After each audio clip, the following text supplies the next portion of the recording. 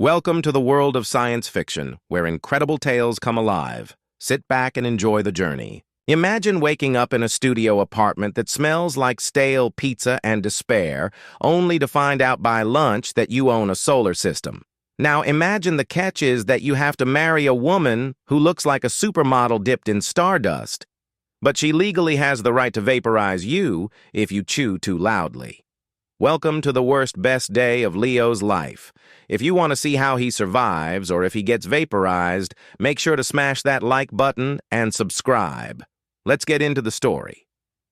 The steam from the espresso machine hissed like a dying snake, a sound Leo felt in his very soul. He wiped the counter of the bean hive for the 1,000th time that morning, his eyes glazing over as he watched the heavy Seattle rain smear against the window.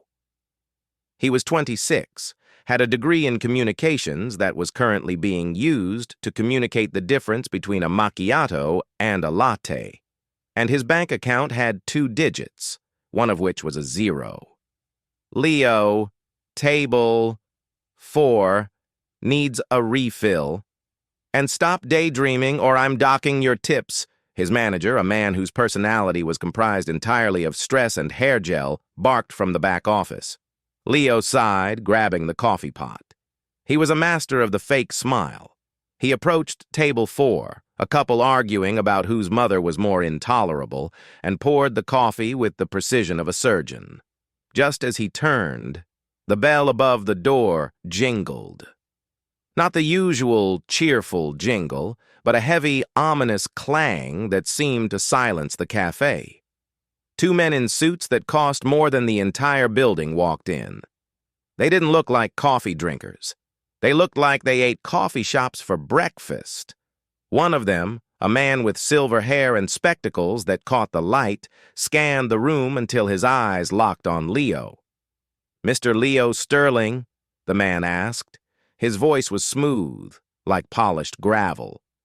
Leo froze, the coffee pot hovering dangerously close to a customer's laptop. Yeah? Did I forget to pay a parking ticket? Because I swear that hydrant wasn't there when I parked." The man didn't smile. "I am Arthur Pendleton of Pendleton, Graves, and Void. We need you to come with us. It concerns your grandfather, Elias Sterling." Leo blinked. "Grandpa Eli? The guy who lived in a trailer in Nevada and made sculptures out of beer cans? I haven't seen him since I was 10. "Is he okay?" Pendleton stepped closer, lowering his voice. "Mr. Sterling is deceased. And his trailer was a cover. Please, the car is waiting." 10 minutes later, Leo was sitting in the back of a black limousine that felt more like a spaceship than a car. The windows were tinted so dark the city outside was just a blur. Pendleton sat across from him, opening a briefcase that hissed as it depressurized. Inside was a metallic slab that glowed with a soft blue light. "Your grandfather was not a sculptor, Mr. Sterling. He was a galactic mediator, a bridge between Earth and the Aethelgardian Empire." Leo laughed, nervous, high-pitched. "Okay. Am I on a prank show? Where are the cameras? Is this because I tweeted that aliens probably hate jazz?" Pendleton tapped the slab. A hologram flickered to life. It was Grandpa Eli, but not as Leo remembered him. He was wearing elaborate, shimmering armor, standing on a balcony, overlooking a city of crystal spires. "Leo, my boy," the hologram spoke, the voice cracking with emotion. "If you're seeing this, the Krell toxin finally got me. I've left you everything. The credits, the estate on Aethelgard Prime, and the title of Arch-Duke. But there's a catch. The peace treaty between Earth and Aethelgard relies on a blood union. You have to take my place. You have to marry her. If you don't, Earth becomes a parking lot for the Krell fleet." "I'm sorry, kid. Good luck." The hologram faded. Leo sat in stunned silence. "Marry who?" The car slowed to a halt. The door opened, but they weren't in Seattle anymore. They were inside a massive hangar, and sitting in the center was a sleek, silver vessel that looked like a dagger made of liquid mercury. Pendleton gestured to the ramp. Her name is High Priestess Vera, and we have a 20-hour flight for you to read the prenup. The journey was a blur of nausea and panic. When the ship finally docked, Leo looked out the viewport and his jaw hit the floor. Aethelgard Prime was a world of violet oceans and floating islands connected by bridges of light. It was beautiful. It was terrifying. He was ushered off the ship by guards who looked like they were carved from obsidian, straight into a palace that made Versailles look like a gas station bathroom. He was shoved into a room with ceilings 100 feet high. Standing at the far end, looking out a window, was a figure. She turned. Leo stopped breathing. Vera was tall, with skin the color of moonlight and eyes that swirled with literal galaxies. She wore a gown that seemed to be woven from living shadows. She was the most beautiful creature he had ever seen, and she was looking at him like he was a cockroach on a wedding cake. "So," Vera said, her voice echoing with a melodic but icy power. "This is the savior? The heir of Elias? You look fragile." Leo straightened his rumpled barista apron, which he was still wearing. "Hey, I'm sturdy enough. I once carried 4 trays of muffins up a flight of stairs." Vera narrowed her eyes. A humorist. How delightful. "Listen to me, Earthling. This marriage is a sham. A political necessity to keep the Krell Armada from incinerating your blue marble of a planet. You will stay out of my way. You will not speak unless spoken to. And you will certainly not expect to share my bed. Is that understood?" Leo gulped. "Crystal clear. So, is there a guest room? Or should I just curl up on the rug?" Vera clapped her hands, and 2 guards dragged Leo away to a suite that was larger than his entire apartment building. The next few days were a nightmare of protocol. Leo had to learn how to eat soup that tried to escape the bowl, how to bow without insulting someone's ancestors, and how to navigate the treacherous politics of the Aethelgardian court. He barely saw Vera, and when he did, she was cold, distant, and exhausted.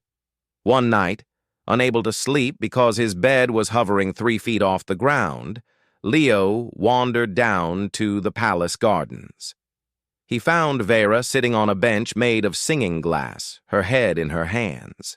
She looked smaller without the armor and the glare. "Rough day at the office?" Leo asked softly. Vera jumped, her hand instinctively going to the dagger at her hip before she recognized him. She sighed, her shoulders slumping. "The Trade Federation is collapsing. The Krell are demanding tariffs we cannot pay. If the economy fails, the treaty is void, and your planet is defenseless. I was trained to be a warrior, Leo, not an economist. I am failing." Leo sat on the other end of the bench. He didn't know anything about interstellar economics, but he knew people. Back at the coffee shop, he listened to everyone's problems. He knew that usually when people were angry about money, they were actually angry about respect. "What do the Krell want?" Leo asked. Vera waved a hand. "Resources, dilithium, respect. They feel isolated. They are a warrior race, feared by all, loved by none. They lash out because they have no allies, only business partners." Leo thought about that. He thought about the customers who came in every day, lonely people looking for a connection, using coffee as an excuse to talk to someone. "They're lonely," Leo said. Vera looked at him like he was insane. "They are 7-foot lizards with laser cannons. They are not lonely." "Everyone is lonely," Leo insisted. "Look, on Earth, when people can't connect, we use technology. Apps, algorithms to find common ground. Maybe the Krell don't need tariffs. Maybe they need a match." Vera frowned. A match? Like a duel? No, like a date. Or a partnership. Look, you have the agricultural surplus from the southern moons. The Krell have the mining tech from the asteroid belt. You guys need each other, but you're too busy posturing to see it. You need a system that cuts through the ego and shows you where your needs align. Vera stared at him for a long moment. The galaxies in her eyes seemed to spin faster. You are suggesting we automate the diplomatic process? That we reduce centuries of tradition to an algorithm? Leo shrugged. Tradition is getting us blown up. Why not try an app? To his surprise, Vera didn't incinerate him. A slow smile spread across her face. It was the first time he'd seen her smile, and it hit him harder than a double shot of espresso. It is absurd, she said. It is insulting. It is brilliant. For the next 3 weeks, the dynamic changed. Leo wasn't just the useless husband anymore, he was the project lead. They turned the palace library into a coding bunker. Leo explained the logic of human dating apps, the swiping, the matching based on interests, the bio, and Vera translated it into complex Aethelgardian diplomacy. They worked 18-hour days, fueled by alien nectar that tasted like Red Bull mixed with liquid sunshine. They called it the Nexus. One late night, as they were debugging the interface, their hands brushed against each other over the holographic console. The air in the room seemed to get heavy. Vera looked at Leo. Really looked at him, not as an earthling, but as a partner. You are not what I expected, Leo Sterling, she whispered. Leo's heart hammered against his ribs. I hope that's a good thing, because I'm pretty sure I'm failing the How to Walk with a Cape class. Vera laughed, a sound like wind chimes. You are strange. You possess no magic, no combat training, and your species is painfully fragile. Yet, you see connections where we see only walls. Your grandfather was a great man, but he was a soldier. You are a builder. She leaned in close. Leo could smell her scent, ozone and jasmine. He leaned in too. Just as their lips were about to touch, a red siren blared through the room. Vera pulled back, her warrior mask slamming back into place. The perimeter is breached. They ran to the command center.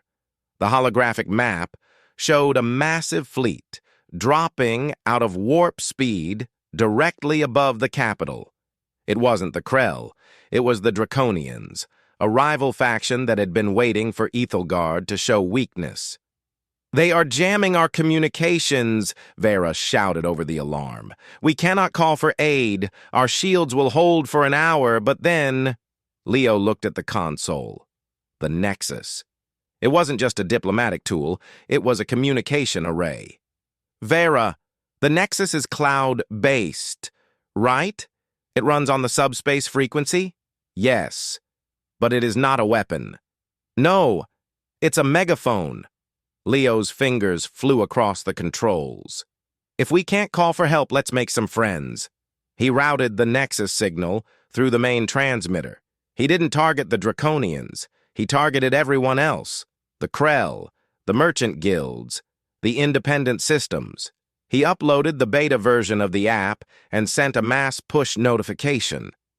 But instead of single aliens in your area, the message read, Aethelgard Prime is under attack. We have surplus food, advanced medical tech, and we are looking for long-term allies. Who wants to match? It was a Hail Mary pass, a bottle thrown into the cosmic ocean. The Draconian ships opened fire. The palace shook. Dust fell from the ceiling. Vera drew her sword, standing in front of Leo. If they breach the doors, stay behind me. I will buy you time to escape. I'm not going anywhere, Leo said, grabbing a piece of metal debris as a makeshift weapon. Till death do us part, right? Vera looked at him, her eyes wide. Then she nodded. Till death. The bombardment stopped.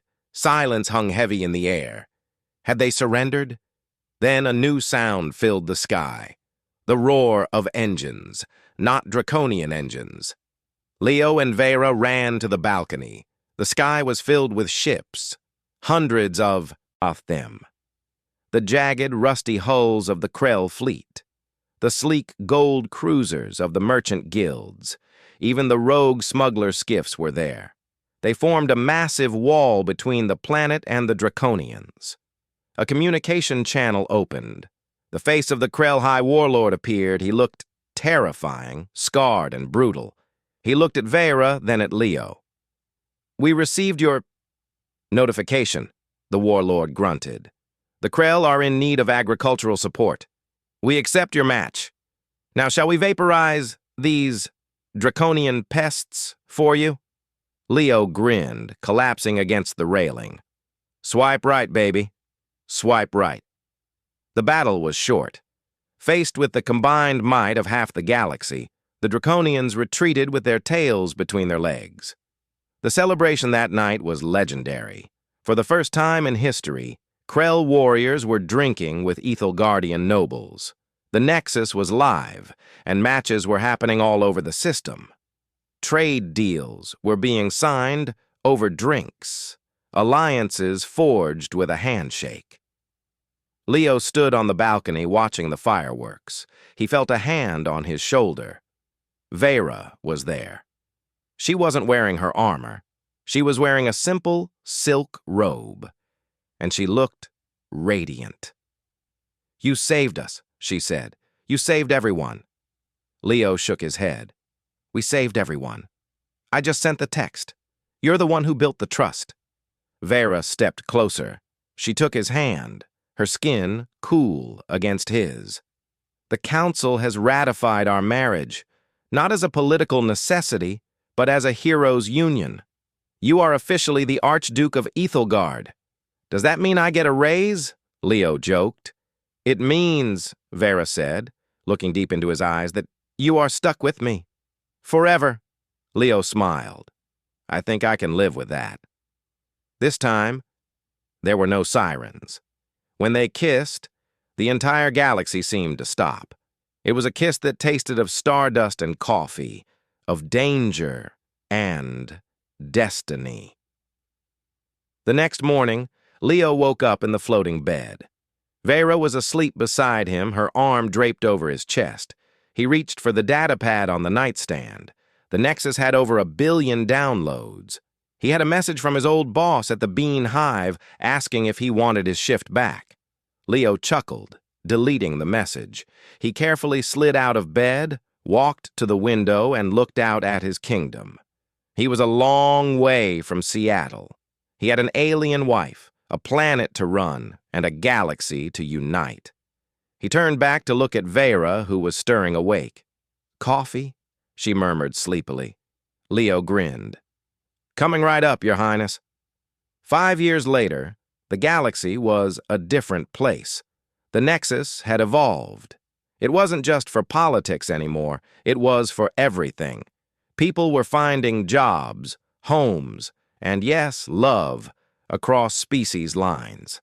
The tension that had gripped the sector for centuries had relaxed into a chaotic, vibrant peace.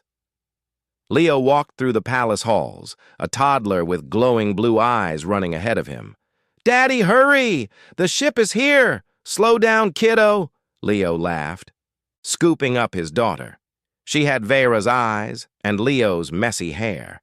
They reached the landing pad where Vera was waiting. She looked more regal than ever, but the coldness was gone, replaced by a fierce warmth. She kissed Leo on the cheek. "Are you ready for the Earth delegation?" she asked. Leo adjusted his tie. "As ready as I'll ever be. I heard Pendleton is coming." "He is," Vera said, "and he is bringing your old manager. Apparently, he wants to open a franchise on the moon." Leo laughed. "I'll give him the permit, but only if he admits that jazz is universal." As the Earth ship descended, Leo looked at his wife, his child, and the thriving world around him. He realized that his grandfather hadn't just left him a fortune, he had left him a purpose. He had taken a barista who felt invisible and given him the stars. And it all started with a terrifying phone call and a willingness to listen. So, the moral of the story? If a lawyer in a suit asks you to get in a car, maybe think twice. But if it leads to a galaxy-spanning adventure and a blue alien wife, just roll with it. Sometimes, the things that scare us the most are the things that change our lives forever. You never know when your skills, no matter how small they seem, might just save the world. Whether you're pouring coffee or negotiating treaties, connection is everything. Now I need you to do something for me. If you enjoyed Leo's journey from the espresso machine to the throne room, destroy that like button. It really helps the channel and tells the algorithm that we need more stories about space romance. And if you haven't already, hit subscribe and ring that bell so you don't miss the next adventure. We have some crazy stories coming up, including one about a guy who accidentally becomes the king of the underwater civilization because he won a hot dog eating contest. You don't want to miss it. Thanks for listening, and remember, the universe is big, weird, and wonderful. Go out there and find your match. See you in the next one. But wait, let's rewind a bit. I want to tell you about the honeymoon. You see, when you marry a high priestess of a warrior culture, the honeymoon isn't exactly a week in Cabo. Vera decided that the best way to celebrate their union and test Leo's new Arch-Duke medal was a survival retreat on the jungle moon of Zerthos. Picture this: Leo packing sunscreen and a Hawaiian shirt, and Vera packing a plasma rifle and a survival knife. They land in a jungle where the plants literally try to eat your shoes. Is this relaxing for you? Leo had asked, swatting away a mosquito the size of a pigeon. Vera had slashed through a vine with effortless grace. It is romantic. We are conquering the elements together. It bonds the spirit. Leo tripped over a root. I usually bond over nachos. Can we bond over nachos next time? But as the days went on, something shifted. Leo stopped complaining and started observing. He noticed which fruits the local monkeys ate and deduced which ones were poisonous. He used his knowledge of plumbing. Don't ask why a barista knows plumbing, old apartment buildings are a nightmare, to create a water filtration system using bamboo and charcoal. Vera watched him with growing respect. You have survival instincts, she noted one evening as they roasted a questionable lizard over a fire. I have don't want to die instincts, Leo corrected. It's a powerful motivator. That night, huddled together for warmth as the jungle roared around them, Vera opened up about her childhood. She spoke of the pressure of being the chosen one, the isolation of leadership. Leo listened, really listened, just like he had in the palace gardens. He realized that beneath the warrior exterior, she was just a person who had never been allowed to be weak. You don't always have to be the shield, Vera, Leo whispered, stroking her hair. Sometimes you can just be the person behind it. Vera looked at him, tears glistening in her eyes. No one has ever told me that. I'm telling you now. That moment in the mud and the dark was more intimate than any royal ball. It cemented their bond, not just as partners, but as soulmates. By the time the extraction ship arrived a week later, Leo was covered in mud, smelled terrible, and had a beard that was coming in patchy at best. But he walked up the ramp holding Vera's hand, his head held high. When they returned to the palace, the court noticed the change immediately. The stiffness between them was gone. They moved as a unit. When Vera spoke, she glanced at Leo for support. When Leo made a joke, Vera was the first to laugh. It was this new dynamic that allowed them to weather the scandal of the Nebula Gala. 6 months after the war, they hosted a massive diplomatic event. Everyone was there. The Krell, the humans, the insectoid hive minds from Sector 7. Leo, feeling confident, decided to introduce Earth cuisine to the menu. Specifically, he wanted to serve spicy tacos. He thought it would be a hit. He was wrong. Apparently, capsaicin, the stuff that makes peppers hot, is a mild hallucinogen for the insectoid ambassadors. Halfway through the appetizers, the Hive Queen stood up, declared she was a butterfly, and attempted to fly off the balcony. Chaos ensued. Guards were scrambling. The Krell were laughing so hard they were choking, and the human delegation looked mortified. Leo stood frozen, horrified. "I broke the peace treaty with tacos," he muttered. "I'm going to go down in history as the taco traitor." But Vera didn't panic. She stepped up to the podium. "Honored guests!" she boomed. Her voice cut through the noise. "What you are witnessing is a traditional Earth ceremony of transcendence. The Hive Queen has been honored with the spirit of the pepper." She grabbed a taco and took a massive bite, ignoring the heat. Who else wishes to partake in the vision quest? The room went silent. Then, the Krell warlord roared, "I will face the fire." Within minutes, the entire gala was eating tacos. The Hive Queen was gently talked down from the ledge and convinced that her wings were just the curtains she had wrapped herself in. The crisis was averted, and the spicy vision quest became an annual tradition on Aethelgard. Later that night, as they cleaned taco sauce off their royal finery, Leo looked at his wife in awe. "You saved my bacon out there," he said. Vera smirked. "You introduced chaos, Leo. I simply directed it." "That is marriage, is it not?" Leo laughed, kissing her forehead. "Remind me never to let you order pizza. I don't want to know what pepperoni does to the Krell." These moments, the big victories and the small disasters, were the bricks that built their life. They weren't just a fairy tale couple. They were a team. They fought. They made up. They stressed over budgets, and they laughed at the absurdity of their lives. And isn't that what we all want? Someone who will eat a spicy taco to save you from embarrassment? Someone who will stand back to back with you against an alien fleet? Leo Sterling found that in the last place he looked. He found it light years from home, in a woman who initially threatened to execute him. So, the next time you feel stuck, like your life is just a series of coffee orders and rainy days, remember, Leo. Remember that your story isn't over. It might just be waiting for the right phone call, the right risk, or the right swipe. The universe is vast, friends. Don't be afraid to explore it. Don't be afraid to be the alien in the room. And definitely don't be afraid to love. Thank you so much for hanging out with me for this story. It was a wild ride writing this one. If you want to see fan art of Leo and Vera, check out the community tab. I'll be posting some AI-generated concepts there. And hey, leave a comment down below. If you inherited an alien planet, what's the first law you would pass? I think mine would be mandatory nap times. Don't forget to like, subscribe, and share this video with a friend who needs a little escape from reality.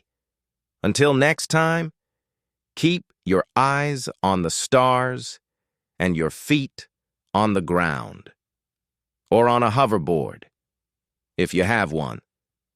Peace out.